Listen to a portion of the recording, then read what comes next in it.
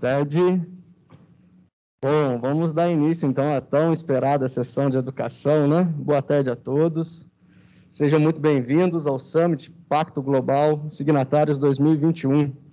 Nessa terceira edição do evento promovido pela ASSIM, pelo Instituto ASSIM, SEBRAE e Movimento Nacional ODS, apresento o tema Como vencer a recessão com sustentabilidade. Eu sou Matheus Guedes, coordenador do GT de Educação de Qualidade no movimento ODS Maringá, seu anfitrião nessa tarde, e essa é a sessão técnica do ODS 4, Educação de Qualidade. E vamos discutir o tema, a retomada da educação em 2021-2022. Nosso evento terá 1h30 de duração e, ao término dos debates, teremos um tempo breve para um coffee break que será servido no final da sala. O evento está sendo gravado e será depois disponibilizado no YouTube do ODS Maringá. Então, esse é um dos grandes objetivos, a gente manter essa sessão técnica, o rico debate que aqui certamente acontecerá e disponível a todos os membros do GT de Educação e a todos os profissionais interessados em discutir as pautas da educação. O evento se desenvolverá da seguinte maneira, né? Primeiramente, uma abordagem geral feita pelo mediador, em seguida, os membros que comporão a nossa mesa, ou né, o nosso palco, terão 10 minutos de exposição, e, por fim, nós teremos um momento de debate, tanto com os presentes que aqui estão, e também com o nosso mediador, que já providenciou algumas provocações para refletirmos sobre a educação. Antes de iniciarmos, então, eu gostaria de agradecer a todos vocês, educadores, professores, gestores, profissionais da educação, em especial aos membros da mesa que comporão essa sessão e representarão os diversos níveis educacionais e os diferentes setores também da educação nacional, os quais convido para tomarem seus lugares à frente à medida que eu vos apresentar. Quero, de antemão, também cumprimentar aqui o meu antecessor, a coordenação, né, do ODS 4, aqui do ODS Maringá, o Matheus, também que nos compõe, aluno da UEM, que estará também prestigiando a nossa sessão. E para darmos início, então, ao nosso debate, eu convido Tânia Regina Corredato Perioto, secretária municipal de Educação de Maringá, representando a educação municipal e o ensino fundamental. Fique à vontade, professora. Obrigado por aceitar o nosso convite. Marcileia Ramires de Lima Bonilha, diretora-geral do Colégio Estadual Cívico-Militar Vinícius de Moraes, representante dos professores e dos profissionais de educação. Seja bem-vinda, Marcileia, também colega no GT de Educação aqui no Movimento DS Maringá, onde nos reunimos constantemente para discutir as pautas de educação. Também convido José Carlos Barbieri, vice-presidente do Sindicato dos Estabelecimentos Particulares de Ensino do Noroeste do Estado do Paraná e vice-presidente do Conselho de Desenvolvimento de Maringá, o CODEM, representando o setor privado e o ensino superior. Obrigado, professor, por aceitar o nosso convite e por estar aqui conosco nesta tarde. E para mediar esta sessão técnica, convido o diretor da Câmara Técnica de Educação do Conselho de Desenvolvimento de Maringá, o professor Dr. Guaraci Silva, a quem passo a condução dos trabalhos e que dará sequência aos nossos debates. Obrigado, professor. Obrigado, Matheus. Boa tarde aqui aos nossos amigos, né? A gente tem essa sessão solene, mas, na verdade, com a professora Tânia, a gente estava conversando ainda há poucas horas aqui mesmo na Unicesumar, e é um prazer reencontrá-los aqui. A professora Marcileia, que participa das reuniões do grupo do ODS aqui em Maringá, professor Barbieri, também sempre muito envolvido, né? A gente resumiu aí, professor Barbieri, sua apresentação, senão ia grande parte da apresentação aqui. Deve chegar ainda, né, Matheus, a professora Isabel, representando aí o Núcleo Regional de Educação, para que nós possamos estabelecer um diálogo, uma conversa aqui. Também cumprimento quem está nos assistindo aqui presencialmente, um prazer recebê-los aqui, em especial o Matheus, que tem todo um trabalho de voluntariado com essa temática. Ao longo da minha fala, eu vou resgatar algumas ações, né, Matheus? Entre as quais o diálogo que nós estabelecemos, Câmara Técnica de Educação, e a Câmara, o GT, o Grupo de Trabalho do ODS Educação, né? Acho que foi bem profícuo para que a gente, Barbieri, a exemplo do que a gente tem discutido em outras instâncias também, unificarmos as discussões, né? Então, a gente centraliza em algumas iniciativas, faz uma convergência. Foi até interessante porque o Matheus fez todo um trabalho quando eles nos procuraram, né, dizendo, e aqui eu já faço, então, o início dessa nossa discussão, quando o Matheus me procurou, no auge da sua juventude, do seu idealismo, agora sim, você está na Câmara Técnica do CODEM, e nós estamos, por outro lado, acompanhando as metas, os pactos que foram estabelecidos no âmbito do programa dos ODS. Tem várias vertentes, inclusive agora, enquanto a gente está aqui, tem um grupo reunido na Cocamar discutindo outra temática e assim por diante, mas nos interessa muito a educação. E daí eu fiz uma provocação para o Matheus e disse, Matheus, legal, mas eu acho que a gente tem que unificar as ações, né? Então, ele me apresentou as metas, o detalhamento, já tinha até alguma coisa de Maringá, salvo engano. Eu falei, olha, vamos fazer o seguinte, já tem um Plano Nacional de Educação, já tem um Plano Municipal de Educação, senão a cabeça do professor ferve, né? Todo mundo está lá querendo monitorar, pouca gente, às vezes, de fato, somando, mas muitos inquirindo, e não é o caso do ODS, que a gente soma e soma muito, é todo movimento de voluntariado.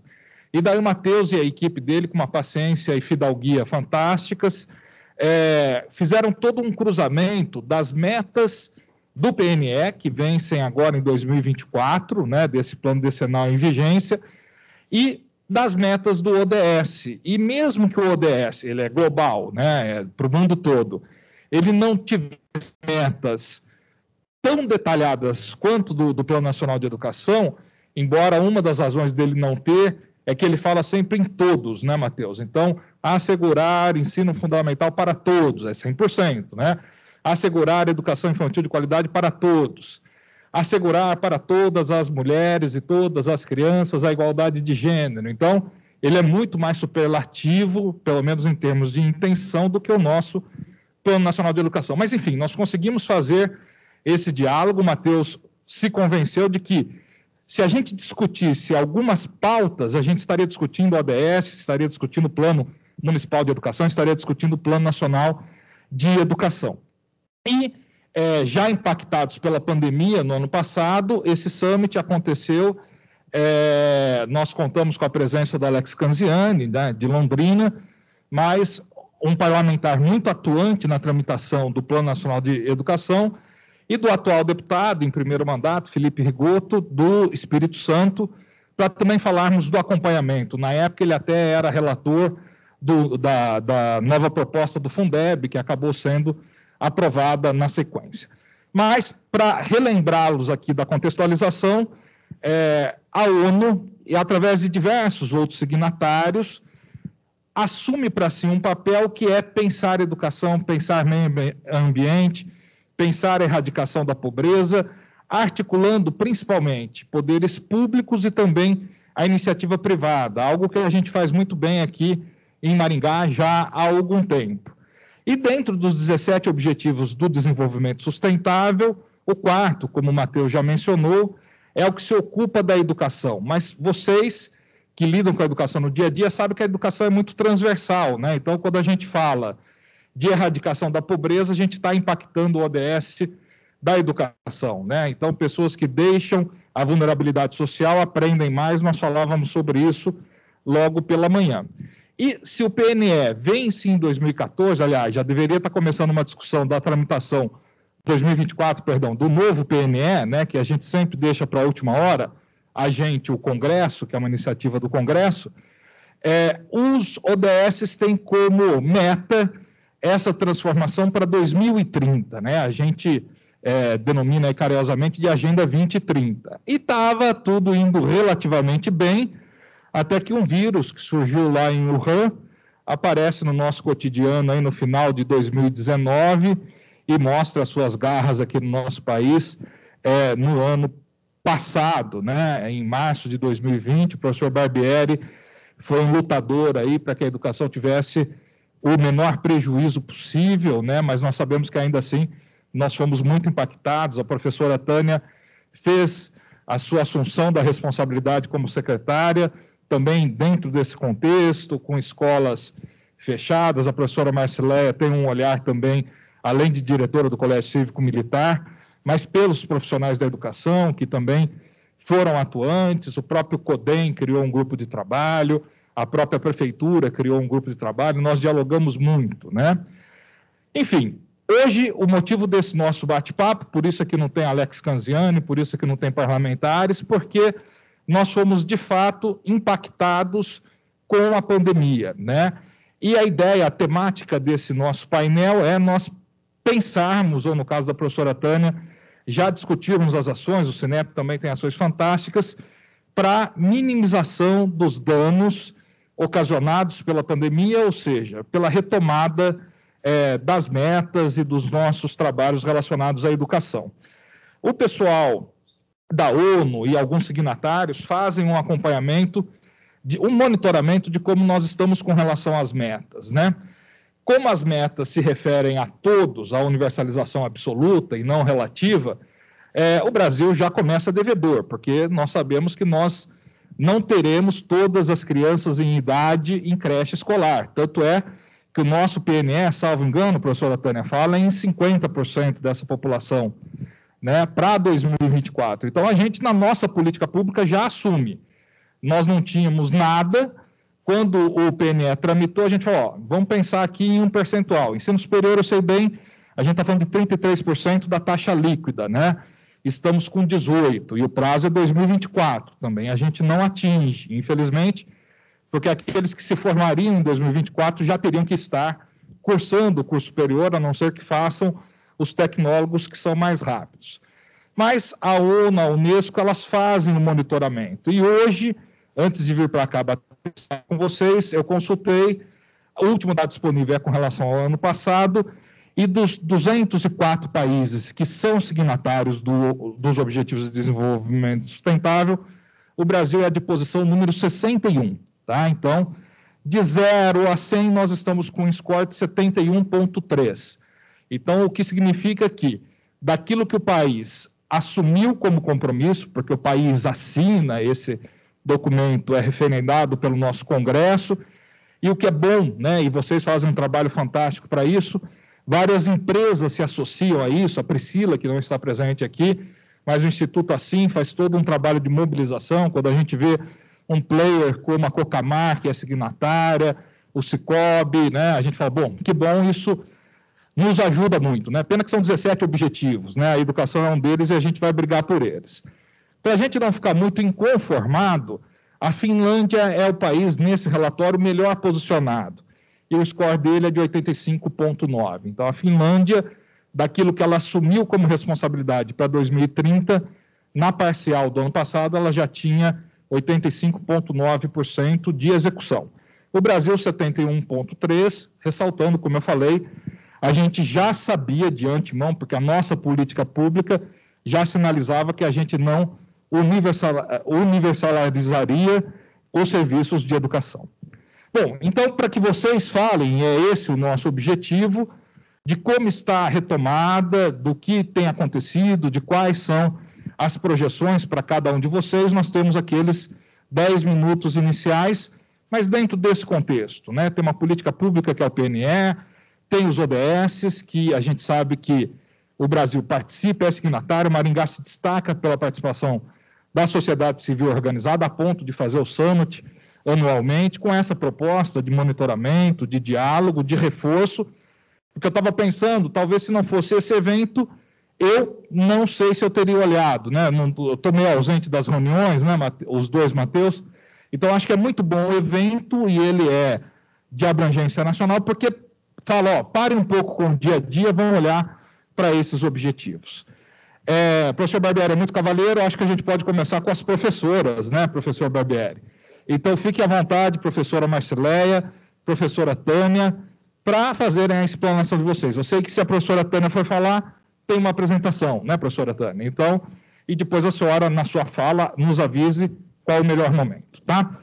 Uma boa discussão para todos, e mais do que discussão, que a gente tenha condições aqui de repensar atos, né? Eu e o professor Barbieri temos até um aval do CODEM para nos associarmos a algumas iniciativas de vocês, se elas forem convergentes com aquilo que o CODEM tem preocupação e está envolvido. Tá? Um ótimo debate a todos. Boa tarde. Eu fui a premiada para começar, né? Foram passando, né? Ao cumprimentar o professor Guaraci, cumprimento a todos os presentes e os que estiverem nos ouvindo. É uma satisfação estar aqui, discutir essa temática. Enquanto secretária de Educação, e dentro da experiência que eu já tenho no setor privado, onde já se trabalhava com a questão dos ODSs, quando eu me vi dentro daquele contexto do setor público, Secretaria de Educação, e eu falando em ODS, e as pessoas me olharam e perguntaram, mas o que é ODS? E aí, já no nosso grupo aqui de profissionais, e nós somos os amigos que também compomos a parte do CODEM, já fica aí o desafio para nós pensarmos nessa forma de aculturar, de alfabetizar com relação ao que são os ODSs. E aí, em meio a esse contexto, e vendo assim, da necessidade de se discutir ODSs, e em destaque aí o de número 4, Educação de Qualidade, eu percebi que não só para os alunos da rede municipal, mas sim também para os que compõem todo esse contexto. Até, por exemplo, na Secretaria Municipal de Educação, o contingente de pessoal é em torno de 6 mil. E aí eu tenho lá um grupo, né, um time de 6 mil funcionários. Olha só, já pensou se eles estivessem todos trabalhando com ODS? Nós com certeza iríamos contribuir para esse aumento de 70 e alguma coisa de percentual. Então, nós tivemos algumas iniciativas. Contexto pandêmico, aulas à distância, todo mundo reaprendendo, percebendo a questão do uso tecnológico. E aí, as lacunas de aprendizagem que essas crianças do ensino fundamental, tanto da educação infantil como o Fundamental 1, teriam com esse retorno. Organizamos um projeto que acontece no contraturno escolar, e ele foi opcional, os pais poderiam dizer sim ou não e encaminhar seus filhos para a escola. O projeto foi nominado de Aprender Mais, considerando que as crianças já sabiam algo, então agora ele vai aprender mais.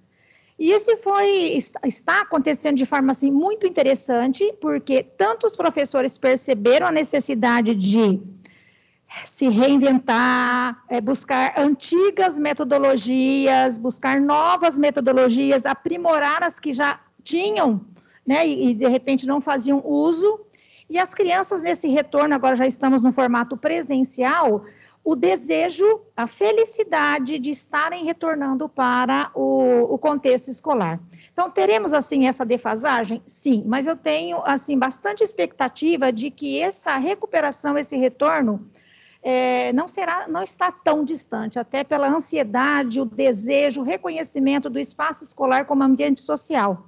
Tanto esse reconhecimento é por parte dos alunos, como também dos professores e da família.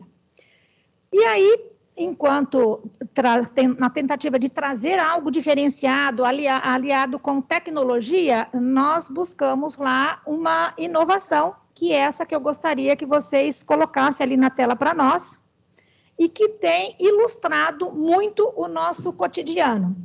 Num primeiro momento, está atendendo apenas 80 alunos de 2 escolas da rede municipal, num formato piloto. É uma tecnologia que nasceu de uma startup na Universidade de Stanford, desenvolvido lá no Vale do Silício. Trata-se do projeto Micromundo, onde nós temos um microscópio de papel. Ele tem toda uma resolução, uma performance, que não perde para nenhum outro microscópio. E qual que é o diferencial? Não se fica preso a um espaço físico que exige um investimento alto, cada aluno tem o seu próprio microscópio, que ele pode se deslocar para qualquer lugar. Então, assim, aliar a teoria com a prática e promover essas descobertas. Vamos avançar aqui um pouquinho para nós podermos ter mais detalhes. Pode avançar um pouquinho mais. Então, lá nós temos 80 alunos, são alunos do 4º ano, Por que o quarto ano? Porque está bem atrelado ao conteúdo escolar. E o diferencial deste projeto é que ele também tem uma literatura, além da formação para os professores, o material didático. Foi possível indicar conteúdos ou capítulos que estão relacionados com o nosso contexto social, com a cidade de Maringá, que tem suas particularidades. E aí, vamos avançar um pouquinho mais, por favor? Sim, obrigada. Aí nós temos lá, esse é o nosso microscópio, até causou assim, bastante estranheza, porque as pessoas esperavam assim, uma bancada, né, um microscópio de metal, mas nós temos esse que ele tem uma precisão com relação a ser portátil, a ampliação de até 140 vezes e uma resolução de 2 microns, que é uma coisa assim, uma resolução espetacular. E aí as nossas crianças já estão assim com aulas práticas. E olha só, cada um, nós temos aí essa da Escola Municipal Newton Santos, todos os alunos têm o seu microscópio, as professoras recebem a formação, eles já estão preparando as lâminas e adquirindo vocabulário próprio aí da pesquisa, de ser cientista, toda essa parte lúdica. E essa foi a primeira lâmina, e vocês podem observar que essa ilustração menorzinha ali, trata-se de eles fizeram uma comparação do fio de cabelo com o fio de linha. Então, esse mais fininho abaixo é o fio de linha e o acima marrom é o fio de cabelo deles, né? Então, eles ficaram, assim, maravilhados em perceber, em observar que tem todas essas particularidades. E essa que está mais encantadora ainda, que foram desenvolvidas agora na semana passada, eles foram para o pátio da escola, coletaram, catalogaram, olha só, o vocabulário já muda, né? Catalogaram folhas. Olha só, já preparando as lâminas. E aí eles puderam ver essas ilustrações maravilhosas, folha de pitanga, folha de videira, e o que mais destaca aqui são estômatos, que é a respiração da folha. Então, quando eles olhavam na lâmina, eles percebiam que mexia. E aí, um vocabulário diferenciado, todo um envolvimento. Então, diante desse contexto, e a evolução, a dedicação dos alunos, o interesse também do professor, para o próximo ano, toda a rede municipal, os alunos do quarto ano, eles terão esta possibilidade. Aliás, nós iremos adquirir para que todos tenham acesso a esta tecnologia. Uma outra, não sei se meu tempo está indo, né? Mas ainda com relação ao observar a questão do ODS 4, eu quis avançar um pouquinho mais, porque no começo da minha fala, eu comentei sobre a equipe. E o porquê da equipe? A equipe é que vai moldar todo esse contexto. E para fazer essa provocação, trazer o time engajado, eu busquei um ODS. Busquei o de número 12. Para começar, o que é o ODS? Para não cair ali, o que vai acontecer? E nós organizamos uma gincana corporativa dos ODS. E aí tem o desafio lá nos setores, e está assim, aproximou a equipe, há um engajamento, uma preocupação em deixar o ambiente profissional agradável, com layout diferenciado, economizando papel, usando verso,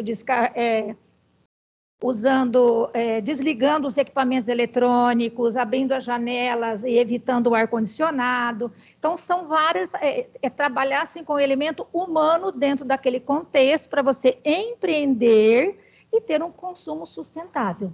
E cada um, a partir desse momento, pensou um layout diferenciado para a sala, um engajamento, se é caneca, se é caneta, se é bloquinho, se é rascunho, e ficou um ambiente agradável, despojado, e nós estamos validando o ODS número 12 também. Então, são coisas simples que é possível você marcar presença aí com os ODS. Então, da nossa parte, por enquanto, é isto. Muito obrigada. Muito bom. Nós que agradecemos, professora Tânia, aí Matheus, o pessoal do grupo, né, Maringá. Mais ODSs estão no radar, ou nos radares aqui, dos nossos responsáveis pela educação, né? E que bom. Professora Marcileia, por favor, fique à vontade. Boa tarde a todos, boa tarde ao Guaraci, boa tarde ao Barbieri, boa tarde a Tânia. Eu também quero dar, assim, o meu testemunho aí, enquanto professora. eu me sinto muito honrada pelo convite que o Matheus me fez, que me colocou hoje aqui, né, entre pessoas que têm, assim, um conhecimento extremo e têm esse compromisso com a educação, tanto quanto eu também tenho tentado estar e realizar, né, dentro da minha perspectiva de trabalho.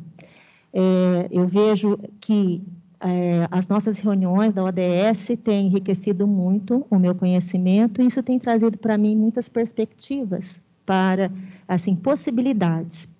Então, quando o Matheus me convidou para estar aqui representando, né, os professores do estado do Paraná, de Maringá, eu me senti muito honrada e, ao mesmo tempo, muito preocupada, porque é uma responsabilidade muito grande. Nós temos agora a possibilidade de colocar a visão do professor, aquele que está diretamente ligado na sala de aula com os seus alunos, o pé, né, no chão da escola.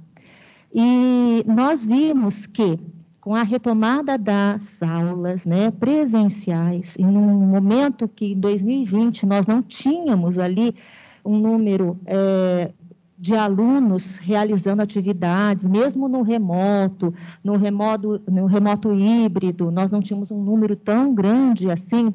Nós tivemos uma conquista e um avanço maravilhoso no ano de 2021.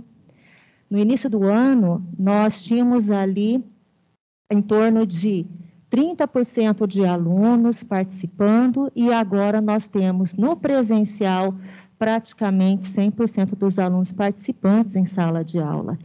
E a nossa preocupação qual era? Era realmente com a questão da aprendizagem. O que se perdeu e o que nós temos que recuperar. E com essa preocupação, o Estado do Paraná elaborou, junto, né, com as políticas públicas e com, né, a responsabilidade de todos os diretores, a chefe do núcleo que não está aqui neste momento, mas que ela poderá também estar falando isso, um trabalho de revisão e recuperação desses conteúdos através de um planejamento de nivelamento desses conhecimentos, né?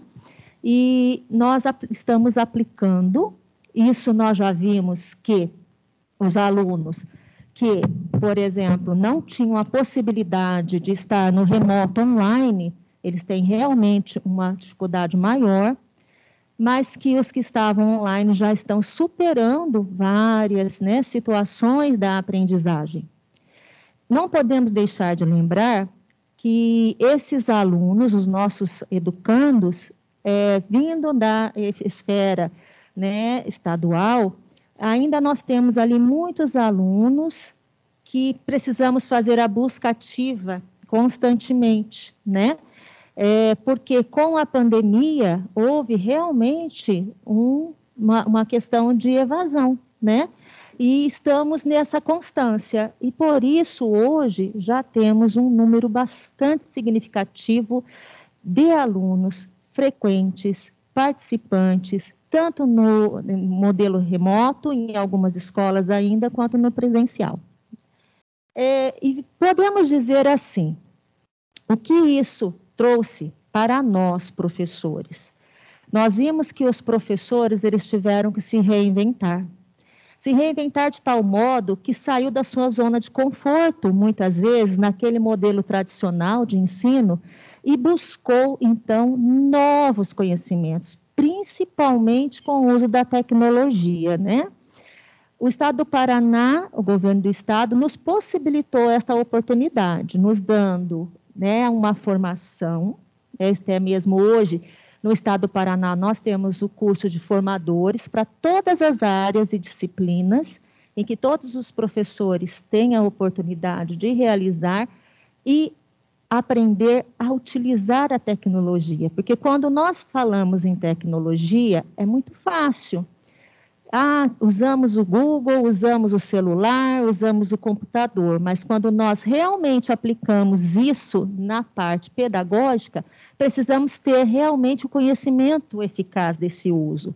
Como utilizar adequadamente? E isso tem sido um trabalho bastante importante, significante na vida desses professores, nas nossas vidas, nas vidas dos alunos também, que, mesmo sendo considerado a geração millennial, né, que tem aí nascido dentro da tecnologia, eles têm um conhecimento básico da tecnologia para o uso do lazer.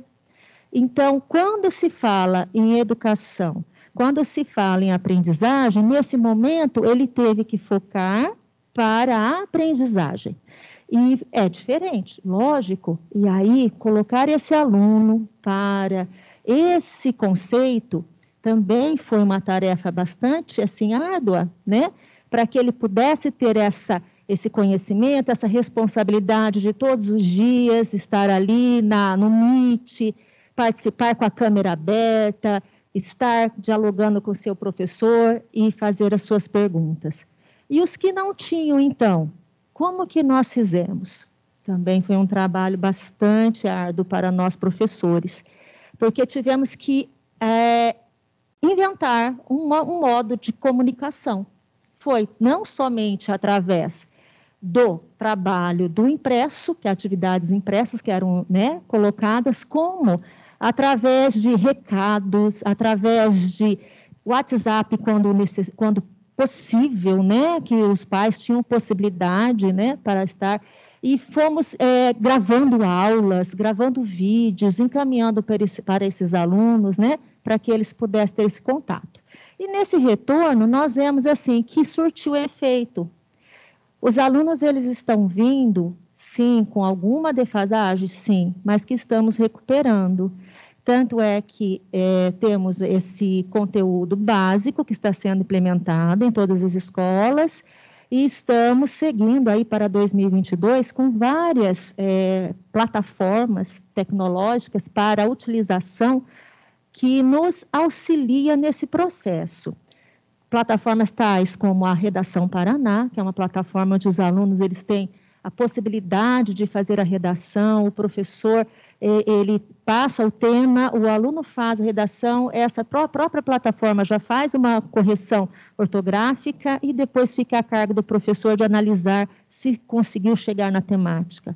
Temos a plataforma do Inglês Paraná, que também é um curso onde o aluno tem a possibilidade de ter uma aprendizagem mais efetiva da língua inglesa. Temos também programas da EduTech, que é um programa que está dando a oportunidade aos nossos alunos a ter um conhecimento mínimo e básico de programação de computador. E temos também o programa Matific, que é uma plataforma de matemática, onde os alunos trabalham através da ludicidade e conhecem e aprendem melhor a matemática. Todos esses, e fora outros, né, que nós aprendemos a utilizar dentro da sala de aula, se tornaram recursos para que possamos estar utilizando não só para este ano de 2021, né, que estamos fechando praticamente, mas para o ano de 2022. O que precisamos?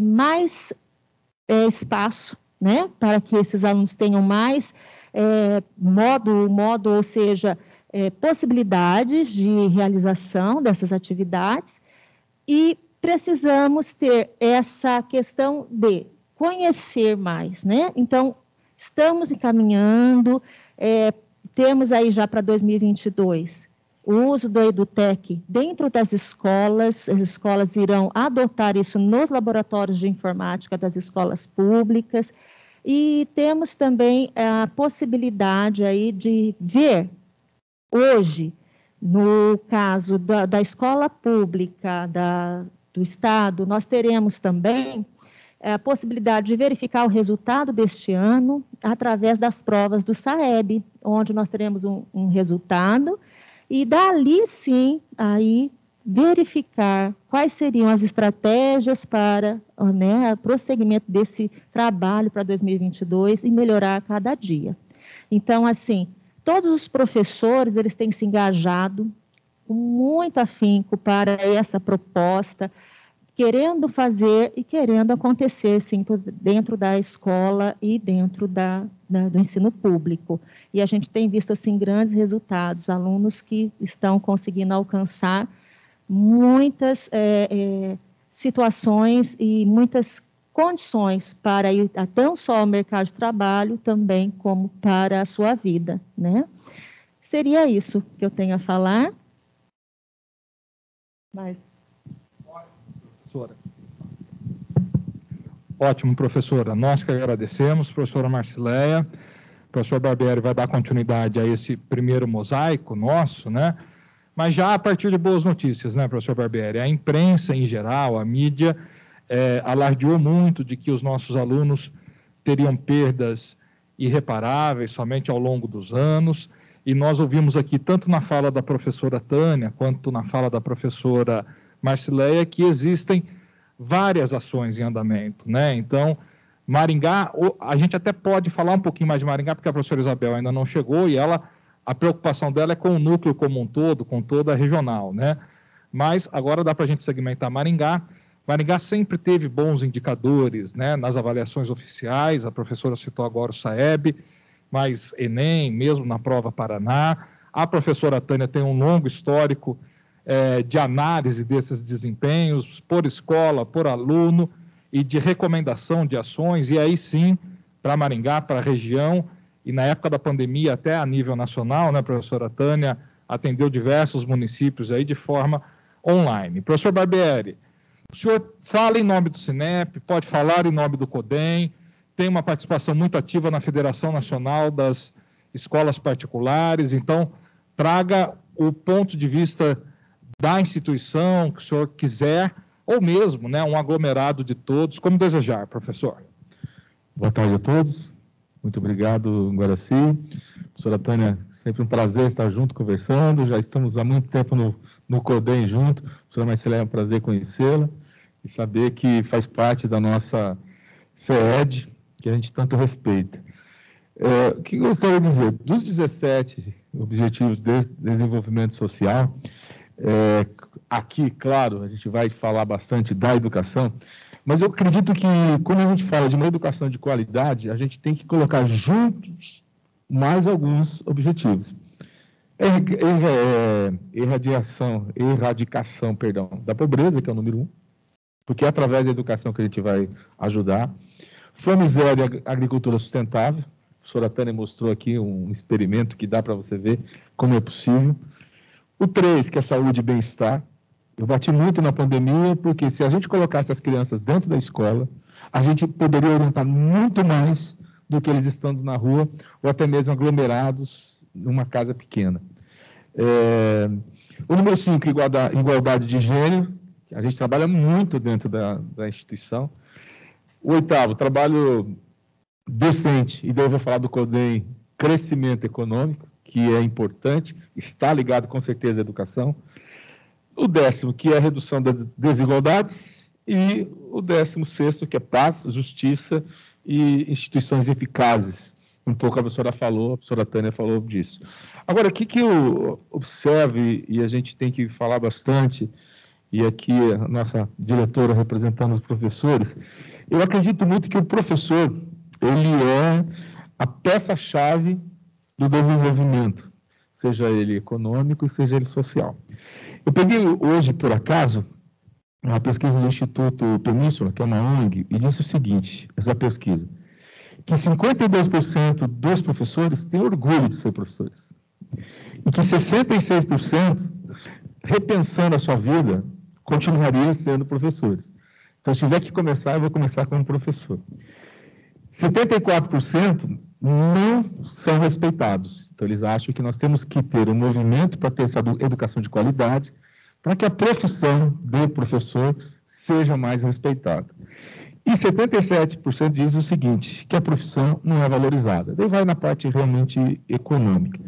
Mas o que eu ia dizer para vocês, essa pandemia, ela trouxe para nós algumas coisas. Primeiro, a gente sabe que marcar nunca faz bom marinheiro. A gente se reinventou.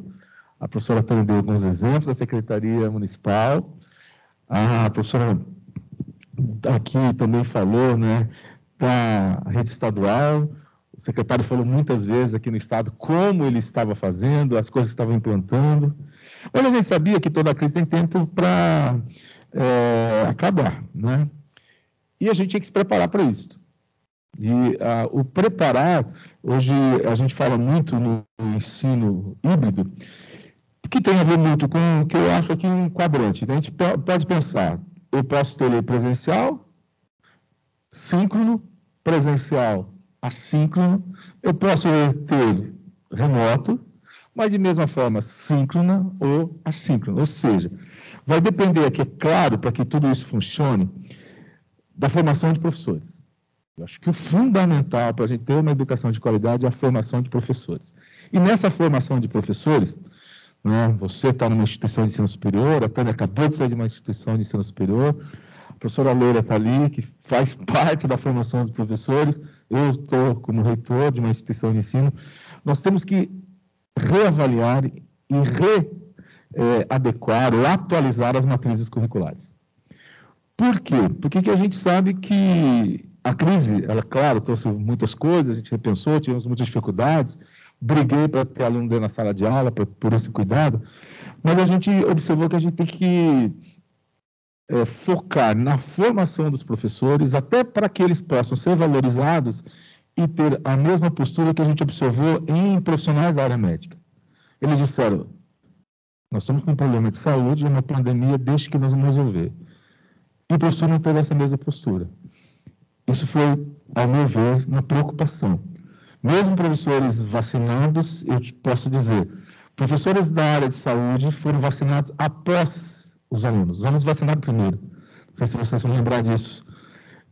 Os 2 últimos anos da área de saúde, os alunos vacinaram antes dos professores estarem em sala de aula. Bem, foi uma estratégia da saúde, não dá para discutir. Mas o que eu gostaria de dizer é o seguinte, né, dentro desses 10 minutos. Que as escolas, a partir de agora, deverão promover características que sejam empreendedoras, para que a gente venha ter mesmo um ensino de qualidade, uma educação de qualidade. Primeiro, trabalhar como resolver problemas, trabalhar em equipe. Então, para fazer uma atividade como essa que a professora Tânia trouxe, tem que ter um trabalho em equipe, não é só do professor de ciências. Trabalhar também nos alunos a autoconfiança, para que a gente tenha menos evasão, menos desistência. Trabalhar o otimismo, mostrar que é importante estudar e continuar estudando. Trabalhar com o aluno a persistência, de não desistir na primeira dificuldade. Trabalhar o respeito, que é importante que a gente desenvolva dentro das nossas instituições. Trabalhar a motivação, embora ninguém motive ninguém, mas criarmos dentro da escola um ambiente de motivação. Novamente, eu vou voltar à professora Tânia. Este experimento com microscópio desse que você leva para qualquer lugar e você faz um microscópio de papel, vai motivar muito o aluno a descobrir o que é desconhecido e invisível. Buscar sempre a excelência, termos uma comunicação que seja eficiente, para que a gente possa realmente levar a educação para todos, que a gente tenha criatividade e que tenha também, com certeza, disciplina. E assim, eu acabei fazendo muitas anotações, que a professora Marceleia e a professora Tânia disseram, mas eu acredito que para 2021 para frente, tomara que em 2024 a gente chegue com alguns números melhores, mas que as escolas tenham atividades baseadas em projetos, que a gente possa aprender a pensar de forma crítica, que a gente possa promover eventos e palestras, que a gente possa realizar feiras de ideias, não só de ciência, de matemática, de ideias mesmo, que a gente possa oportunizar simulação de negócios, de rotinas empresariais, que a gente possa buscar oportunidades, trabalhar na escola a importância de buscar oportunidades, para que a gente possa não ficar só no quarto, mas em todos os outros objetivos. Oportunizar aulas diferentes do presencial no remoto e vice-versa. Não dá para dar a aula que eu dava no presencial, no remoto, achar que vai ser eficiente. Não vai.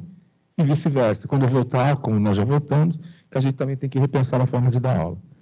Que a gente deva oportunizar a aprendizagem contínua, porque a aprendizagem é para a vida toda, e não só para a prova, né?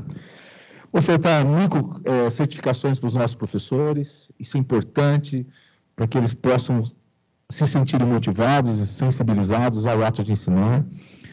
Ensinar valores para a vida toda, que as salas sejam mais ativas, engajadas, interativas, e que a palavra de ordem seja conexão.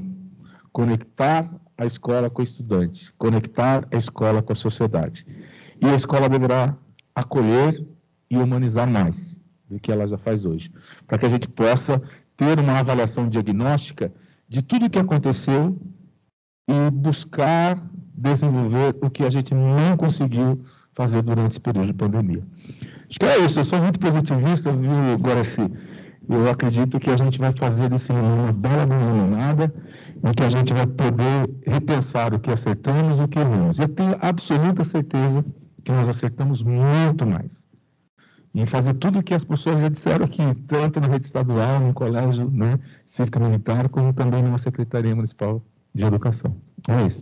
Muito obrigado, professor Barbieri, pela fala entusiasmada, né? Nós discutimos muito até os aspectos econômicos dessa crise da pandemia, né?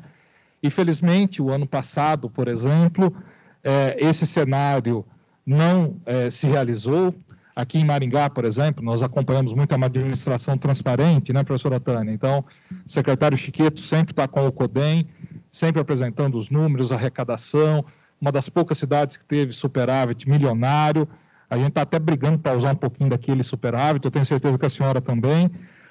Então, a exemplo do que aconteceu na economia, nós torcemos muito para que na educação a gente também não tenha a realização dessas previsões mais nefastas, né? E, cada vez mais, em isso acontecendo, a gente se aproxime da intenção dos Objetivos de Desenvolvimento Sustentáveis que tocam na educação. Por falar em acolher, o professor Barbieri terminou a fala dele aqui pedindo para a gente acolher os professores. Nós vamos acolher a nossa professora Isabel Cristina Domingues Soares Lopes, chefe do Núcleo Regional de Educação de Maringá. A gente sabe que a senhora estava em uma reunião, vimos alguns flashzinhos ali de uma imagem, a professora Marcileia também tinha que estar e estava acompanhando por aqui. Fique à vontade, professora. É um prazer recebê-la, que bom que a senhora ainda pôde se deslocar para cá. Há uma semana, eu, a senhora, a professora Barbieri, a professora Tânia, e muito provavelmente mais alguns daqui, estávamos juntos com o professor Tomás, do MEC, com o diretor da SED, discutindo também a retomada do ensino, né, da educação. E não houve muito tempo para que a professora Tânia e para que a professora Isabel pudessem apresentar as suas ações, né? Então, aqui, conforme assumido, professora, a senhora tem até 10 minutos para essa fala inicial e depois nós vamos fazer uma breve rodada de perguntas. Só lembrando, né, e para a senhora, professora Isabel, o evento está sendo transmitido, né? Então a sociedade civil que acompanha os ODS assiste essa rodada e também está sendo gravado e o conteúdo vai ser disponibilizado no canal do YouTube do ODS, né, Maringá, de repente do Pacto Nacional, para que outras cidades também possam se inspirar mais uma vez no que nós estamos fazendo aqui em Maringá. Acho que a senhora tem um microfone aí, fique à vontade se a senhora quiser falar sentada ou em pé, e a senhora tem uma apresentação, né? Então, se a gente puder subir a apresentação, compartilhando com quem está assistindo, é isso? Né? Professora Isabel, fique à vontade, tá um prazer tê-la conosco. Obrigada, Guaraci. Desculpa, né, mais uma vez, a todos os presentes, e viramos isso depois, mas realmente eu tinha uma agenda e não consegui mudar. É um prazer estar aqui com vocês, discutindo novamente os novos rumos da educação. E, enquanto educador, né, nós estamos sempre pensando à frente, como foi e como será daqui para frente. Mas eu concordo em gênero, grau, espécie com o Barbieri. Eu também sou muito otimista. Acho que dessa pandemia nós tiramos muitas coisas boas para a educação. Eu diria que a educação ela estava muito amena, né? Nós estávamos numa zona de conforto até certo grau, né? Já que as nossas salas permaneciam da mesma forma, a escolha do material didático era da mesma forma, então as capacitações elas não aconteciam tão constantemente, e o reflexo disso eram aulas muito parecidas há décadas. Então, a pandemia, ela veio dar um chacoalhão nessa estrutura e nos mostrar que é possível dar aulas ou fazer com que o aluno desenvolva as suas habilidades de formas diferentes, né, e que consiga ter sucesso nisso, tanto ou mais do que naquelas aulas padrões que nós tínhamos. Eu preparei só algumas coisas bem rapidinhas, né, que eu acho importante, até para a gente fazer essa comparação de como foi para nós no estado 2021, como está sendo 2021, e o que pensamos para 2022. Eu acho que a primeira coisa que nos trouxe, né, a pandemia, foi essa sensação de desconforto e insegurança. Né? Nós tínhamos, em 2019, pouquíssimas informações, muitos medos, e, às vezes, medos até exagerados. Né?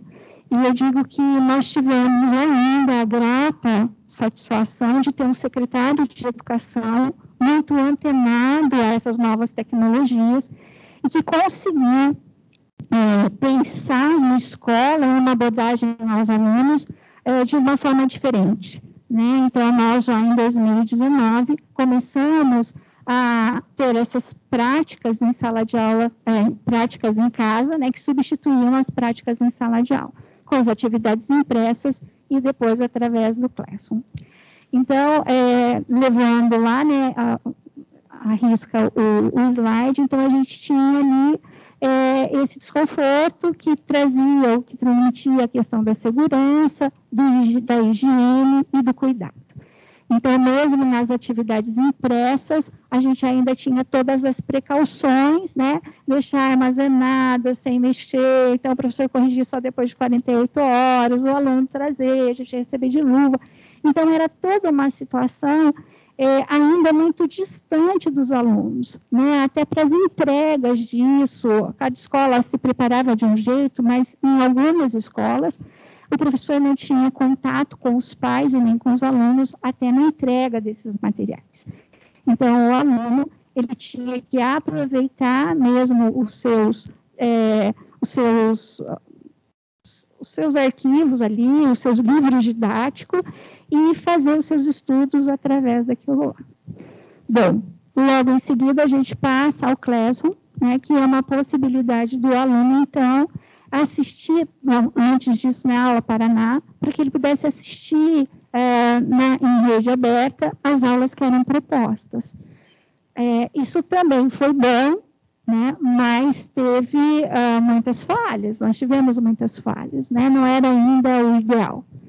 E logo em seguida, então, nós começamos a dar essas aulas através do Meet.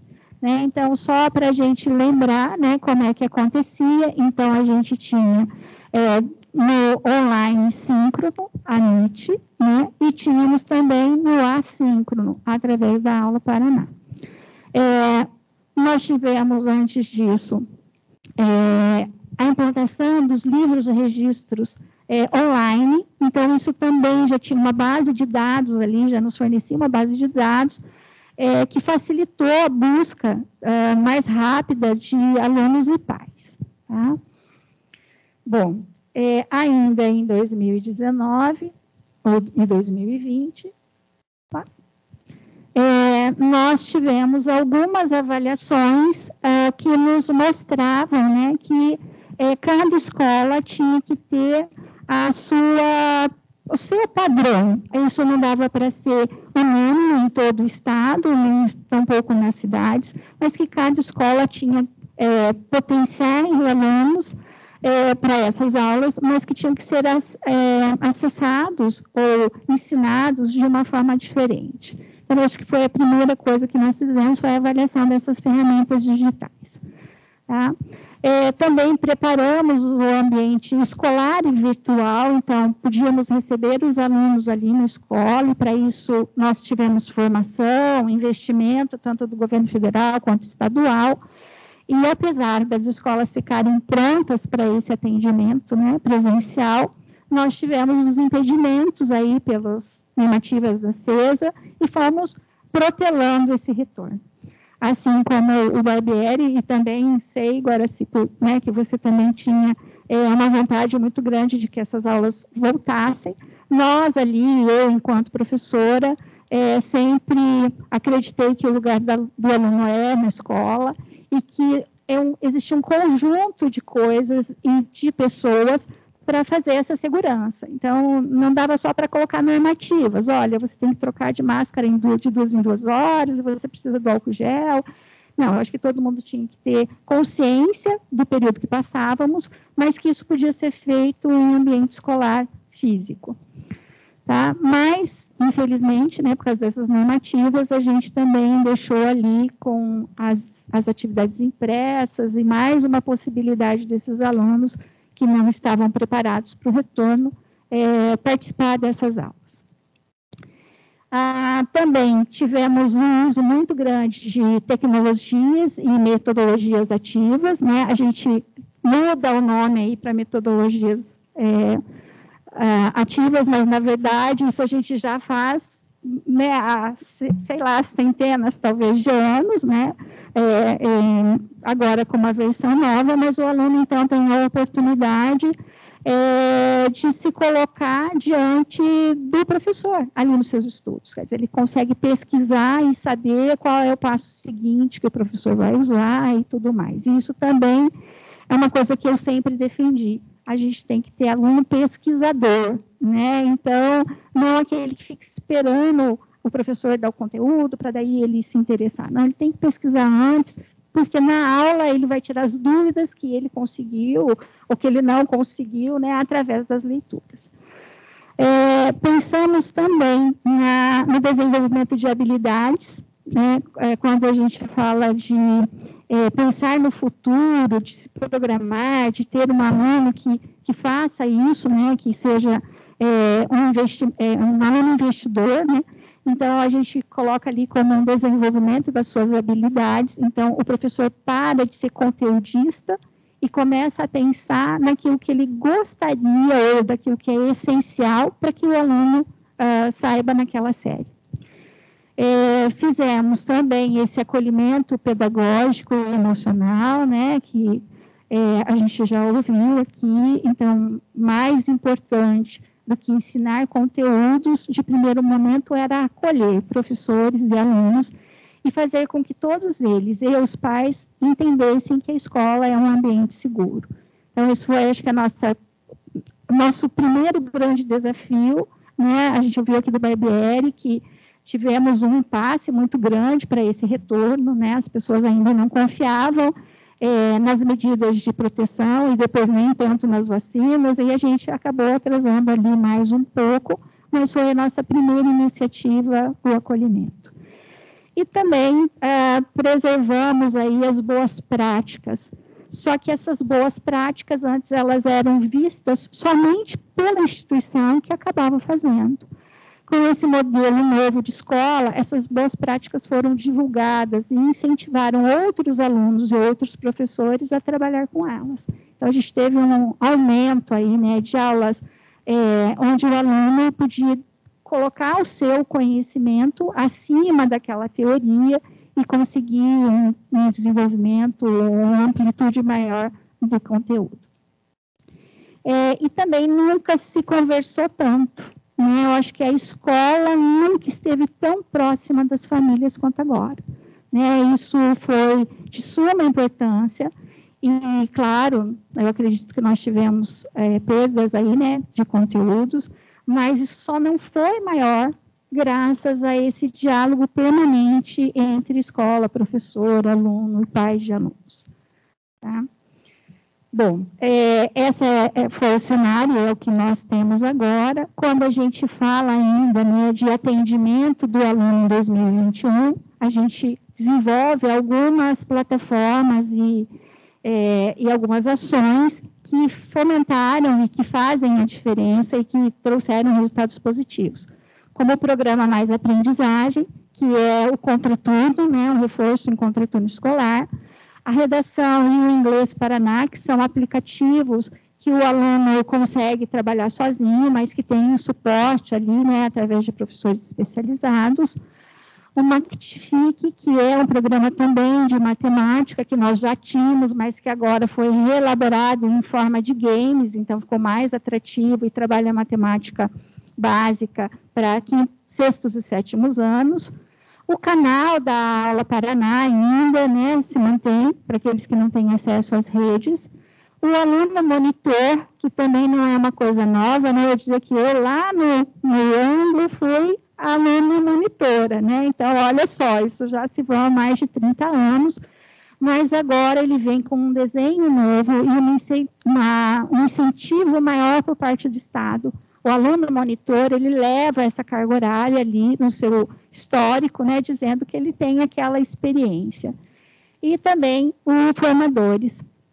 Esse curso de formadores em ação, a gente tem, acho que a Leila, achei que ela estivesse aqui, mas ele é um curso feito para... Ah, tá, é outra ali. É um curso feito para a capacitação de docentes. Então, ele trabalha as metodologias ativas, ele desenvolve no professor essa necessidade da pesquisa, né, e vai colocando, dependendo do nível lá que você está no curso, ele vai te colocando mais atividades e que faz o professor repensar ali a sua organização das aulas. Então, é um curso de formação em tempo, por tempo indeterminado, você escolhe os módulos, termina um, você pode começar o outro. Então, é uma forma de ficar o ano todo ali se formando e se preparando. Bom, mas em 2022, né, o que nós pensamos para 2022?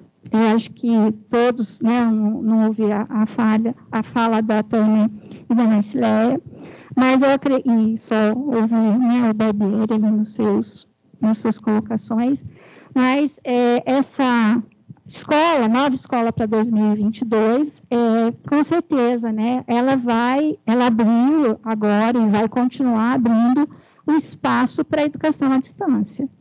A gente não pode mais pensar, né, na mesma escola, e a gente vai ter que fazer estudos para isso. Então, a gente ouvia aí, né, dos meninos das redes privadas, que em alguns colégios, 30% dos alunos fizeram a opção de continuar em EAD. Então, não dá para a gente lá no Estado descartar isso também. Talvez seja uma coisa que aconteça mais lentamente, que atinja algumas modalidades de ensino de primeira mão, mas não tem mais como pensar que isso não vai acontecer em contraturno, né, que isso não vai poder ser uma forma de aprendizado até para resgatar conteúdos que foram deixados de lado. E, mais do que nunca, essa interação de alunos, pais e professores, né?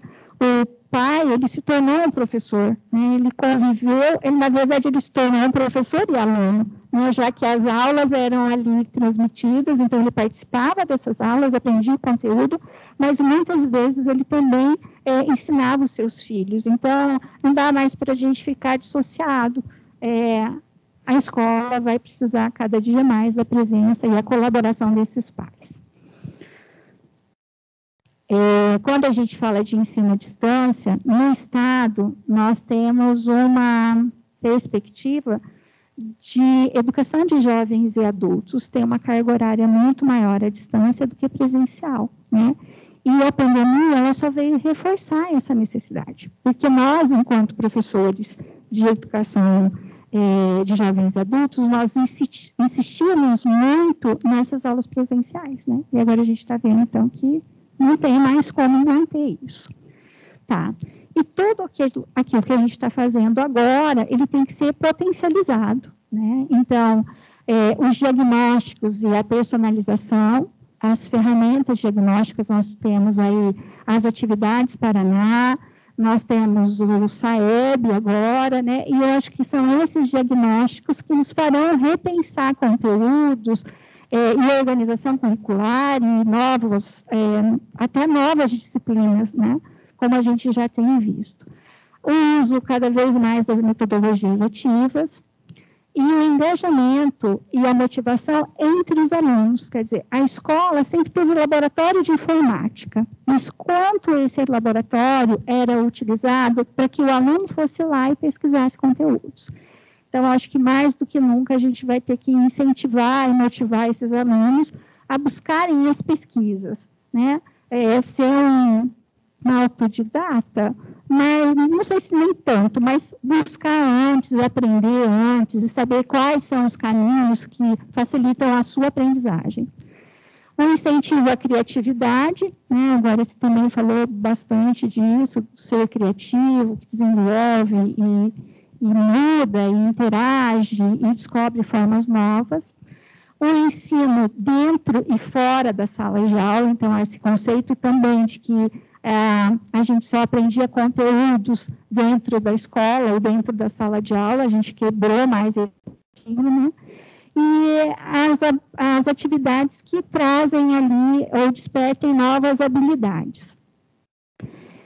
Para isso, o espaço vai precisar ser o presencial e o digital. Os alunos passam a ser protagonistas do seu aprendizado. Existe uma conexão maior, né, entre as gerações, é o que eu disse há pouco, pais e filhos estudando às vezes o mesmo conteúdo, professor e pai, né? Então a gente tem uma conexão bem bacana nisso. Ter a autonomia, porque eu acho que essa é a palavra-chave para a escola, né? A escola forma cidadãos autônomos, e eu acho que é isso que a gente tem que deixar sempre claro. Nós só vamos verificar a eficiência da escola quando nós estivermos formando pessoas que sabem fazer as suas escolhas, né? Flexibilizar e personalizar o aprendizado, utilizando as experiências de aprendizagem que vão além daquelas que a gente passa ali na sala de aula. O que eu tinha preparado era isso, mas quero deixar aqui, né, o reforço de que a escola mudou e que nós temos que acompanhar essas mudanças e que 2022 vai ser o primeiro grande ano, né, para a gente saber se esses apontamentos que foram feitos em 2019, 2020, 2021 correspondem àquilo que nós pretendíamos ter alcançado. Muito obrigado, professora, pela apresentação. A fim de cumprir o horário, né, a gente tem praticamente 20 minutos, e daí eu gostaria de saber se tem alguma pergunta do pessoal que está nos assistindo, se não eu mesmo faço uma rodada aqui, ou se vocês quiserem fazer entre vocês, mas para que todo mundo possa falar, eu só vou pedir que a gente seja sucinto tanto na pergunta quanto na resposta, né? Mesmo eu aqui também. Alguém gostaria de fazer perguntas entre si, professores? Tem uma pergunta, Barbieri, que é a nossa encomenda lá do CODEM, né? Que daí o ambiente aqui da ASIM, do ODS, nos permitem isso. E daí acho que seria mais específica para a professora Isabel e para a professora Tânia. Eu até conversei em outro momento com a professora Tânia e ela nos tranquilizou bastante. Mas a dúvida é, professora Isabel, do ponto de vista de perda de aprendizado, vocês reconhecem essa possibilidade e já dizem, já afirmam, nós vimos aí tanto na apresentação da senhora, quanto da professora Marcileia e da professora Tânia, o que já está sendo feito para minimizar isso.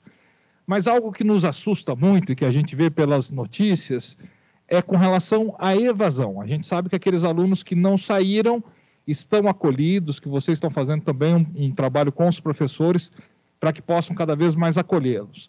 Mas nós perdemos alunos nessa jornada, porque a gente imagina que é uma porta aberta para isso, né? Então, se vocês pudessem comentar isso, a professora Tânia e a professora Isabel, eu agradeço. Tânia, se me permite. Bom, então vamos falar do nosso Núcleo Regional de Educação. Nosso núcleo é composto por 25 municípios e a gente faz esse acompanhamento de evasão todos os dias. Nós tivemos alguns problemas agora recentemente, as chuvas fortes, né, falta de transporte em alguns municípios, e isso acaba implicando também em evasão escolar.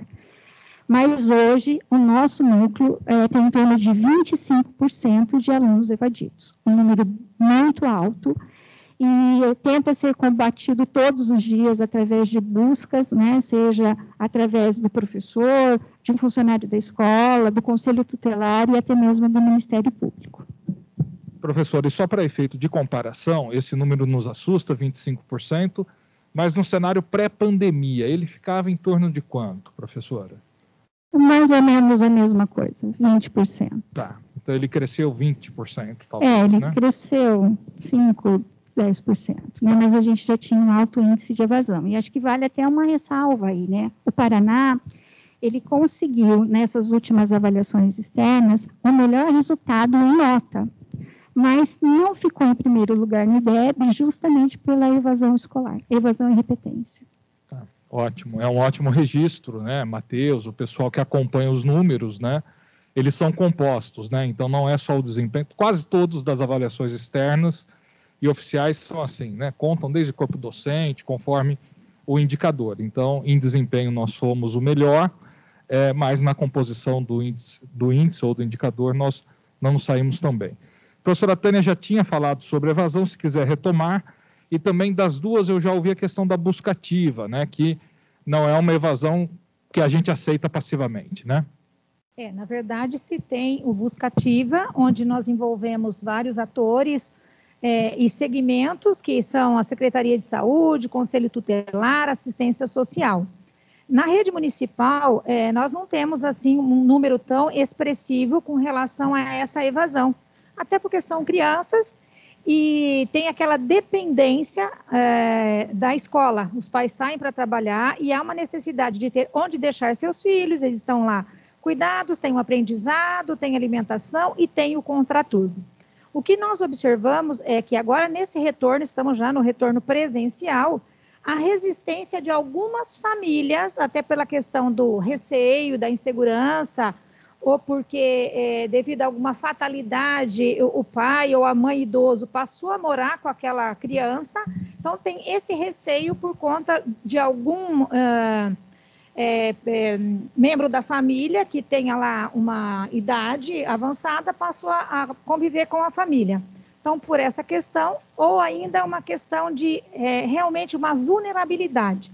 E quando nós falamos em vulnerabilidade, não é só aquele pai que, por alguma situação, perdeu o seu trabalho agora, ou a mãe, mas são aquelas pessoas que já eram atendidos pela rede. Então, continua, e isso se intensificou. E para minimizar esse efeito, esses segmentos que eu citei aqui se uniram, desenhou-se um novo fluxo para ver o que vai acontecer. O Conselho Tutelar também se reorganizou em áreas, cada escola passou a ter um conselheiro tutelar de referência, e isso tem otimizado o nosso trabalho e tem trazido as crianças de volta. E algo que é interessante para registrarmos, a professora Tânia me disse, acho que pela manhã, que imaginem do ponto de vista do gestor público, né, que tem esses desafios, tem essas metas, e a professora Isabel com certeza também vivenciou isso, e o professor Barbieri do outro lado, né, que houve, em função da pandemia, uma escalada do número de matrículas da rede privada para a rede pública, né? Então, de repente, em plena crise da pandemia, os gestores da educação ainda tiveram essa migração que foi muito significativa, foi além da média histórica, e daí já tem os problemas impostos e mais um desafio que é como acolher esses alunos que migraram e que vieram do ensino particular. A senhora quer comentar, professora? Eu gostaria de fazer uma consideração, até essa questão pela questão de, olha, o ensino vai ser à distância ou remoto, muitos pais que tinham seus filhos na iniciativa privada, transferiram seus filhos para a rede pública, e aí nós tivemos aquela explosão de busca pelas vagas, né, e o aluno passou a fazer parte da rede municipal. E agora, com o retorno das aulas, às vezes a família, por alguma situação, como eu já coloquei aqui, deixou de ter aquela condição financeira, ou ainda, muitos casos, perceberam a qualidade da educação pública. E disseram, nossa, eu não vou tirar meu filho daqui, porque o que ele recebia na iniciativa privada, na rede pública, ele também continua recebendo.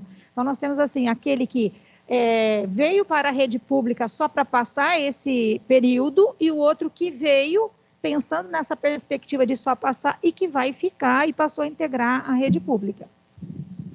Ótimo, professor Barbieri quer comentar? Para vocês foi uma dificuldade de arrumar espaço para atender, e para nós, a iniciativa privada, temos que nos reinventar com a queda da receita, né? Mas assim, agora assim, eu peguei aqui alguns números. Nós tivemos o seguinte: da iniciativa privada, 58,4% migraram ou evadiram, né? E daí vai depender de casos, né, para a gente estudar qual é o nível, por questões de emprego. Os pais perderam emprego. 11,9% não perderam emprego, mas tiveram redução da carga horária ou até suspensão de contrato. Então, questões financeiras. 15,3% por aulas remotas, porque eles não tinham condições de aprender, né? Então, 14,40% que sobra aí por demais variáveis. Então, 58,4% pelo emprego dos pais, 11,9% por questões financeiras, 15,3% por não conseguir acompanhar as aulas remotas e 14,4% que seriam as demais variáveis. Pessoal, tem alguma questão, alguma colocação, tanto para os que estão presentes, a gente tem ainda um espaço de 10 minutos, como para os que estão nos assistindo online. Em não tendo, eu vou pedir para que cada participante faça daí as suas considerações finais e a gente encerre o nosso painel, né? 2 minutinhos para cada um. Tem algum comentário? Pois não. Eu vou te levar o microfone aí só para quem está ouvindo te ouvir. Se apresente, por favor, tá?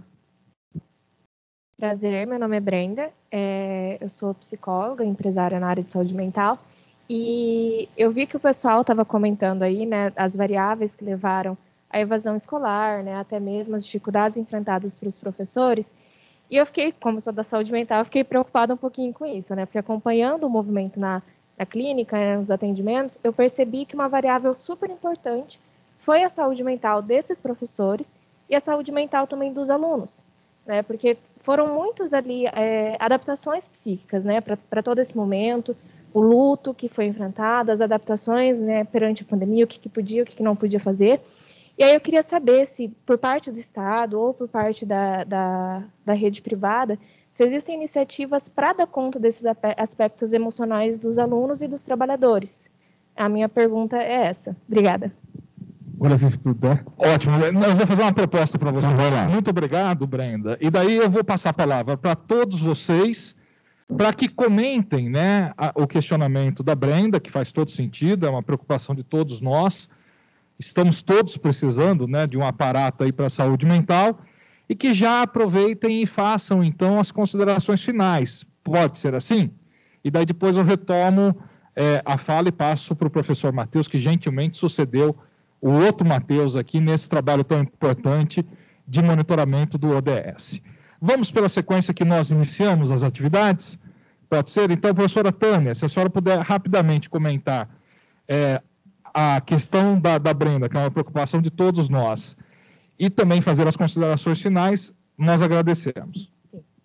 Nós tivemos, sim, um destaque com relação a essa necessidade, primeiro pelo medo do desconhecido, depois da necessidade do retorno por conta desse afastamento, desse isolamento que se ficou.